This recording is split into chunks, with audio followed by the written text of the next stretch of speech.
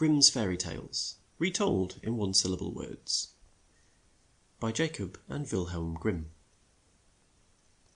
Chapter 8. The Frog Prince. In old times, when folks had but to wish for things to get them, there lived a king who had 3 fair girls. Close by the king's castle lay a dark wood, where there was a deep well or spring. One hot day the youngest girl went to the wood and sat down by the cool well.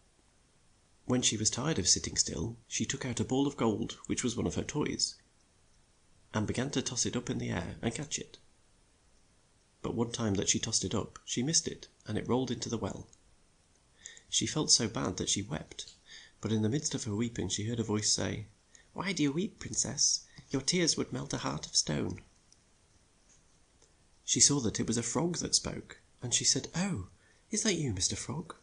I weep for my gold ball, which fell into this well." "Do not weep," said the frog. "I can bring up your ball, but what will you give me if I do so?" "Just what you wish," she said. "My gowns, my pearls, or my gold crown." "I don't care for these things," said the frog. "But if you will love me, and let me sit at meals with you, and eat from your plate, and drink from your cup, and put me to sleep in your silken bed, I will bring it up for you." "Oh, yes," she said, "I will do all you ask." So the frog sank out of sight into the well, and soon came up with the ball in his mouth, and threw it onto the grass. The princess was so full of joy to see it that she snatched it up and ran off with it. "Wait, wait!" cried the frog. "Take me with you. I can't run as fast as you." But it was no use, for croak as he might, she would not wait, but made haste home, and soon put the poor frog quite out of her mind. The next day, when she sat down to eat with the king and his court, a knock was heard at the door, and a voice cried, "Princess, let me in."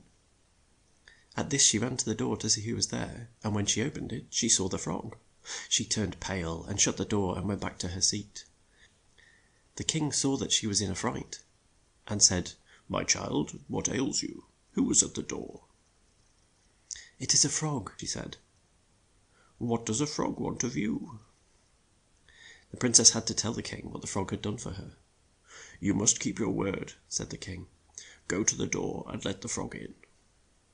So she let the frog in, and he hopped straight into her chair, and said, "Lift me up by you." When she had done this, he ate from her plate and drank from her cup, to her great disgust. Then the frog said he was tired, and asked the princess to put him to sleep in her own silken bed.